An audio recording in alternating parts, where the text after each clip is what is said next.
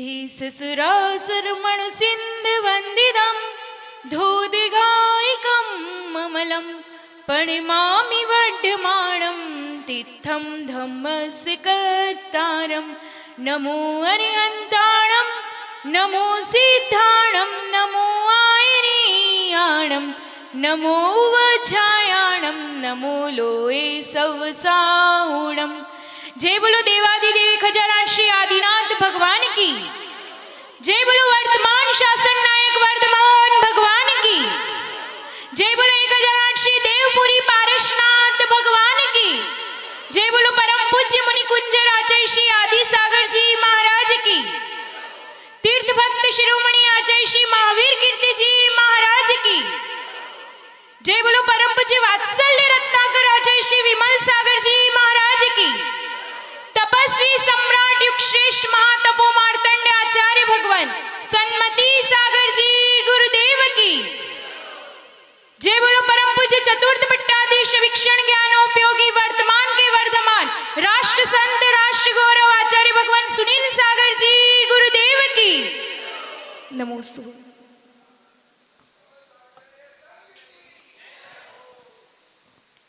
एक बार की बात है, एक राजा होता है, उसने बहुत सारा धन कमाकर इकट्ठा कर लिया है, लेकिन उसने फिर उस धन को संभालने के लिए एक खजाना अपने जो राजा जहाँ रहता था उस गांव से बाहर एक बहुत घना जंगल था, उसमें उसने वह खजाना बनाया और अपनी सारी धन दौलत हीरे जवाहरात सब कुछ उसमें रख दिया।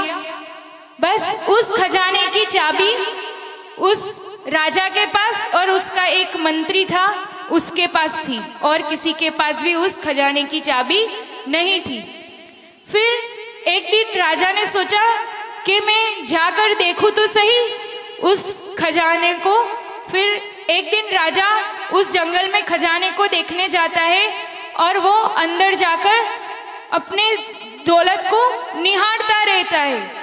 तो वहाँ से वह मंत्री गुजरता है और सोचता है आज खजाना का दरवाज़ा खुला कैसे है, कहीं मैं कल आया था तो मेरे से दरवाज़ा खुला तो नहीं रह गया।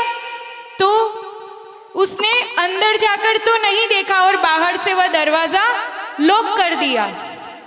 अब वो राजा अंदर इतनी खुशी से अपनी धन दौलत को निहार रहा था। फिर जब उसका पेट वहाँ से भर गया और वो बाहर निकलने लगा तो देखा दरवाज़ा बंद है। उसने बहुत आवाज़ लगाई, फिर भी कोई उसकी आवाज़ सुनने वाला वहाँ पर नहीं था, क्योंकि बहुत घना जंगल था। फिर वो वापस चला गया और हीरो के पास जाकर कहता है, पहले तो वो बहुत, फिर उसको इतनी देर हो गई थी तो भूख प्यास भी लगने लगी थी। अब वहाँ पर तो कोई उसे पानी रोटी देने वाला नहीं था। तो वह वहाँ हीरो के सामने कहता है, हीरे तुम मुझे एक गिलास पानी तो दे दो।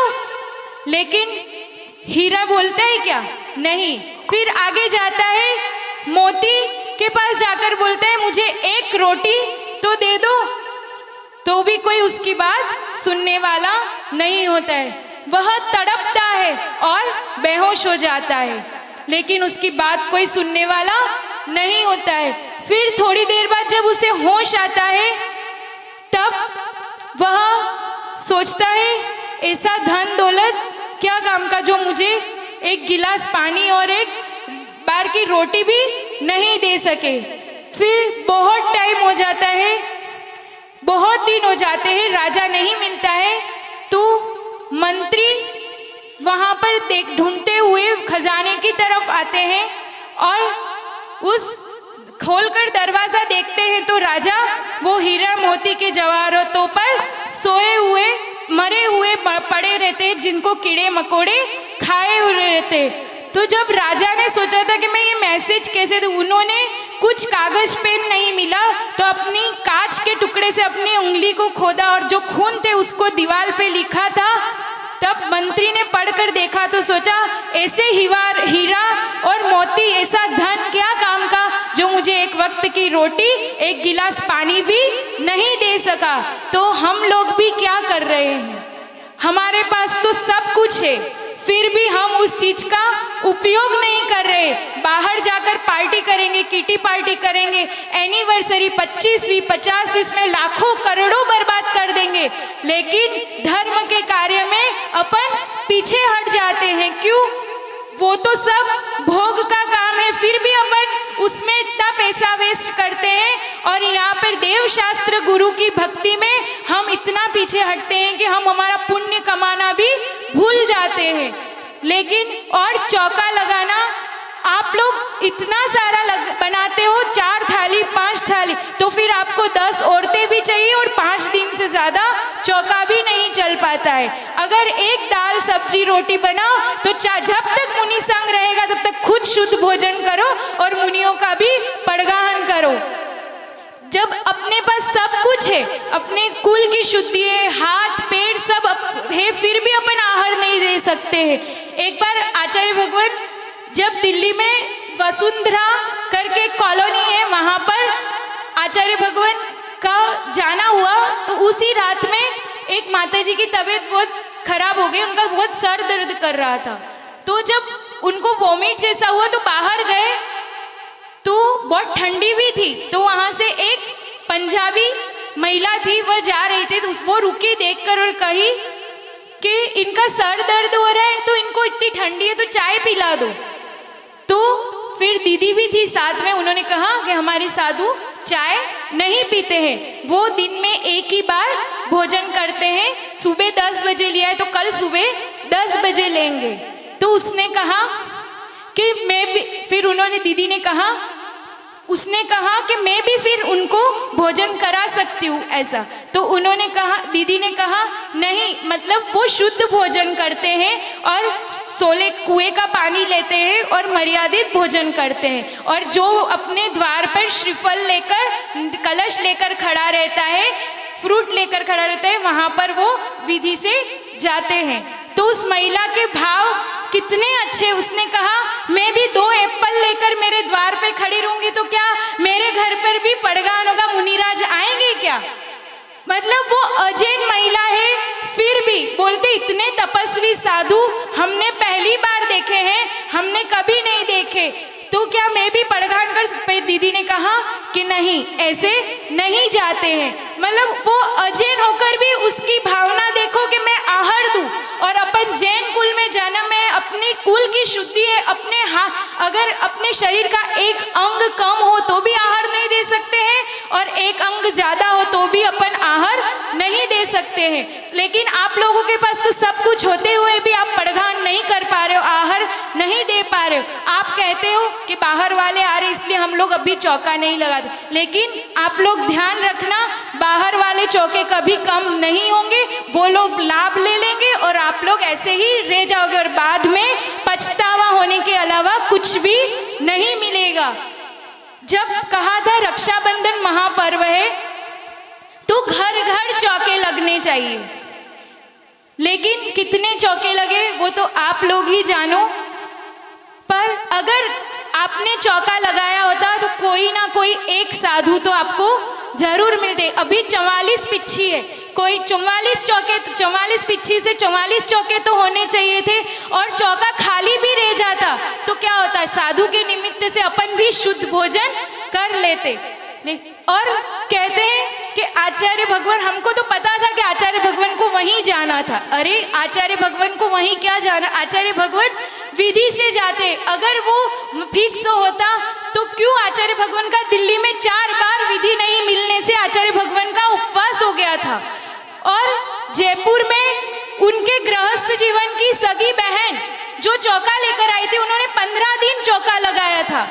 आचार्य भगवान का 10 दिन तक तो पड़गाहन ही नहीं हुआ, और जब 11वें दिन पड़गाहन हुआ तो किस्मत उनके चौके में बहुत सारी चीटियां आ गई और आचार्य भगवान वहां से लौट आए, और वो बिना आचार्य भगवान के पड़गाहन के अपने घर वापस 15 दिन चौका लगाने पर भी उनकी बहन थी फिर भी आहार नहीं हुआ। तो अगर वो चेहरा देख के जाते होते तो क्या उनकी बहन के आहार करने नहीं जाते? इसलिए कभी भी ये मत सोचना कि वो बिना विधि के जाते हैं।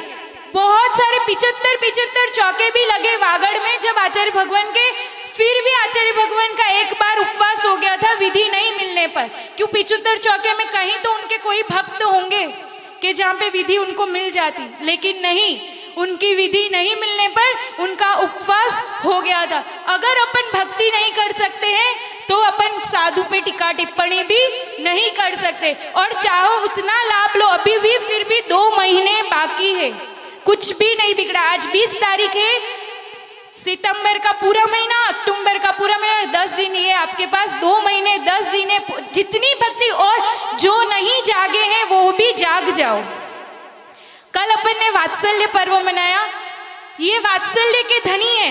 इन पर जैसे विष्णु कुमार मुनिराज ने उपसर्ग दूर किया था 700 मुनिराजों का, वैसे आचार्य भगवान पर भी घोर मधुमक्खियों का उपसर्ग हुआ था। जब प्रतापगढ़ से पीपलकुट से प्रतापगढ़ की ओर विहार हो रहा था, 200 से भी अधिक मधुमक्खियों ने आचार्य भगवान के शरीर को डंक से भर गए थे। फिर भी आचार्य भगवान अब समता से, शांति से, इतने डॉक्टर, इतने औषधि लगाने वाले आ गए, फिर भी आचार्य भगवान ने कोई औषधि का उपयोग नहीं किया और अपनी ध्यान साधना से वो मधुमक्खियों का उपसर्ग दूर हुआ।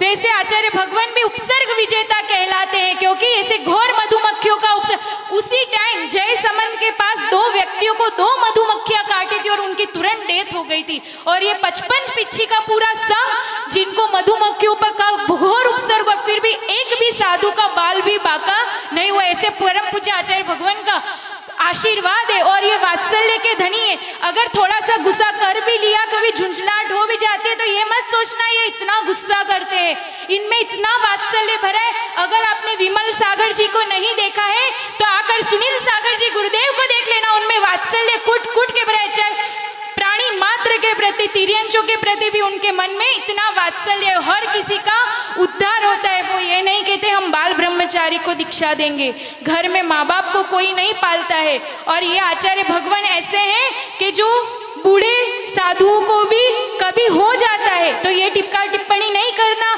कि इन्होंने तो इन पे गुस्सा कर दिया था, इन्होंने साधु पे गुस्सा। अगर घर में बेटा, माँ बाप के पास बेटा रहता है तो वो भी तो कभी माँ बाप पे गुस्सा कर देता है कि नहीं कर देता है, तो फिर कोई बात नहीं, ये समझ लेना कि कभी कुछ ऐसा हो गया होगा तो झुंझलाहट हो गई होगी, लेकिन ये वात्सल्य के धनी है।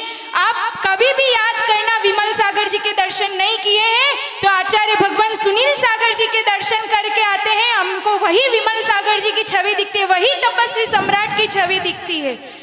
इसीलिए जितना चाहो उतना पुण्य कमा लो, अभी भी कुछ भी नहीं बिगड़ा है। जय बोलो परम पूज्य आचार्य भगवान सुनील सागर जी गुरुदेव की।